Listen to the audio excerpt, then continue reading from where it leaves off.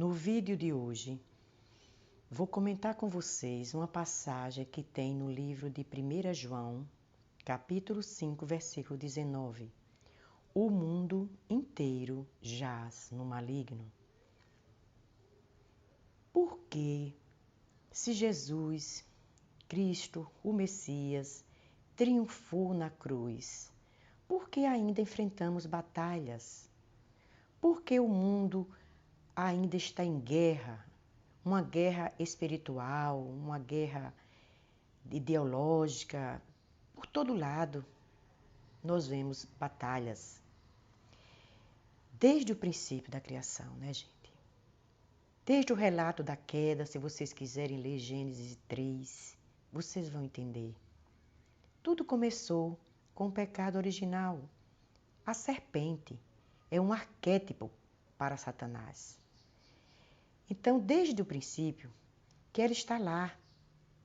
E vocês, no final do vídeo, eu vou explicar quando acontecerá a destruição de Satanás. Quando será que Satanás será destruído de uma vez por todas? Então, gente, Satanás não é uma mera fantasia subjetiva. O próprio Jesus foi tentado. Vocês leiam Mateus capítulo 4, de 1 a 11, Marcos 1, 12, 13, Lucas 4, de 1 a 13. Jó foi tentado por Satanás. Judas, o traidor, ele foi tentado pelo maligno. O príncipe deste mundo. O príncipe deste mundo é mencionado na Bíblia. Seu lugar não é o inferno. Ainda não é o inferno. Ele continua, gente, em todo lugar. O pecado reina em todo lugar. Mas quem alimenta esse pecado, né? Então, é pela desobediência, pelas obras da carne, pela rebeldia, por causa do homem rejeitar Deus. Por isso o mundo todo está sob o poder do maligno. Mas quem é nascido de Deus, Deus o protege, o maligno não o atinge. E como a gente tem que se proteger? O segredo, um dos segredos está na carta aos Efésios 6,16, através do escudo da fé. Afinal, a nossa vida nessa terra, somos peregrinos nessa terra, a vida eterna ainda não é aqui, nesta vida terrena. É o escudo da fé, é a nossa arma. E oração, gente, porque ainda que a gente tenha o escudo da fé, se a gente não orar, tem coisas para a gente evitar e não dar lugar ao diabo. Por exemplo, apazigue a ira para não dar lugar ao diabo. Está lá registrado no livro de Efésios 4, 22 e 27. Submetam-se a Deus. Resistam ao diabo e ele fugirá de vocês. Está lá em Tiago 4, 7. E precisamos ter cuidado, gente, porque ele se disfarça de anjo de luz, quando está em 2 Coríntios 11, 14. Leia 1 Pedro 5, 8. Mas mesmo assim, a gente fica sem entender. Tem pessoas que ainda não acreditam, acham que o demônio não existe, né, gente? Porque o diabo e Satanás é a mesma coisa, representado pela serpente.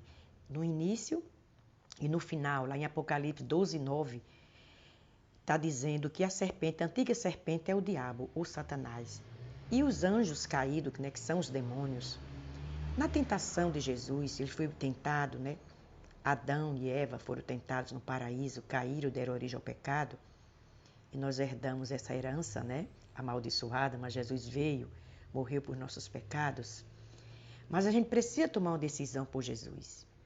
Mas lá no deserto, quando Jesus foi tentado, ele ofereceu a Jesus todos os poderes desse mundo, gente. Então, esse poder que ele ainda tem só vai ser vencido no final, na batalha final. Lá no livro de Apocalipse, vocês podem ler melhor quando será isso que vai acontecer. Mas surgem alguns questionamentos, né? Por que pessoas boas que estão pertencendo a Jesus morrem, crianças? Por que tanta maldade contra as pessoas? Por que os governantes são maus? Vem muitos questionamentos. Mas tem coisas, gente, que só quem entende é quem é espiritual.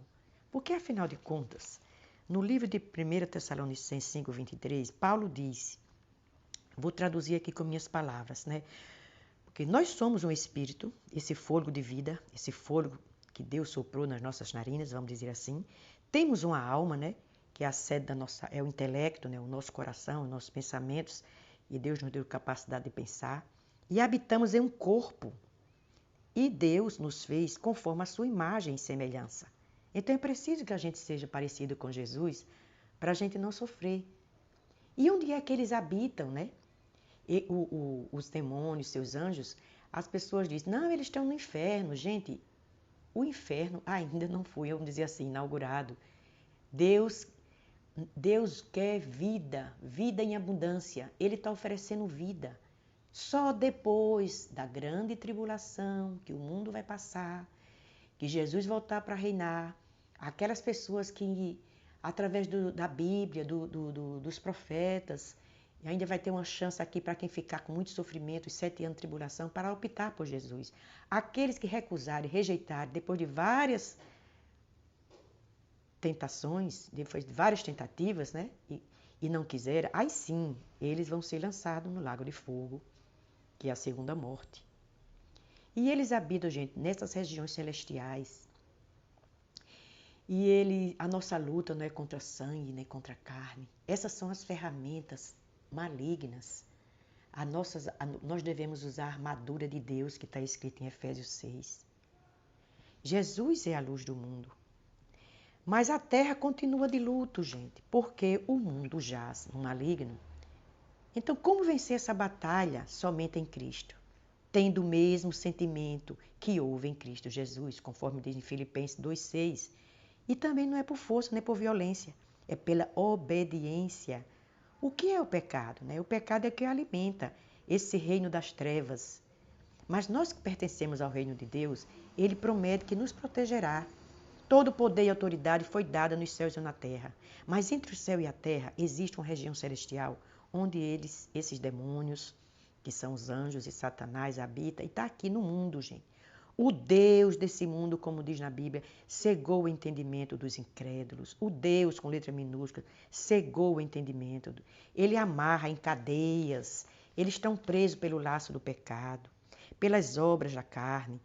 Se vocês verem lá, Gálatas, vai falar quais são as obras da carne. Algumas estão descritas ali. Mas nós nos perguntamos, mas por que o justo perece, né? Por que uma criancinha...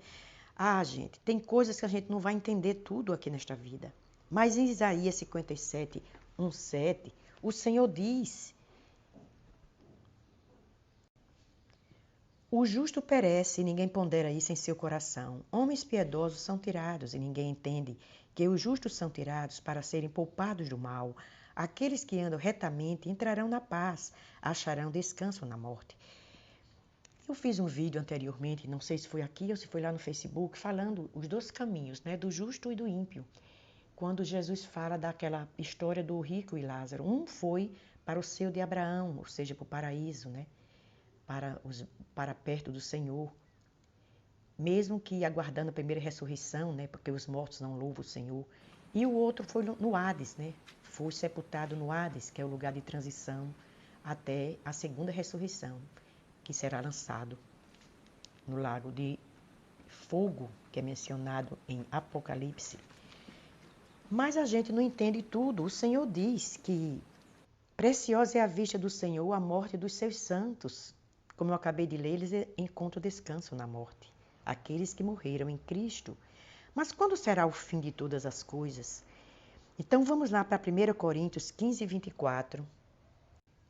Em 1 Coríntios 15, 24, o apóstolo Paulo diz assim: então virá o fim, quando ele entregar o reino a Deus, o Pai, depois de ter destruído todo o domínio, autoridade e poder. Pois é necessário que ele reine até que todos os seus inimigos sejam postos debaixo de seus pés. Como está dizendo lá no livro de Gênesis, o primeiro, no princípio. O último inimigo a ser destruído é a morte. Então, gente, quando a 7ª trombeta tocar, isso se dará o final da grande tribulação e começa o milênio, o reino milenar de Cristo. E depois do milênio, aí sim, a destruição de Satanás, como está escrito no livro de Apocalipse 20, de 7 em diante.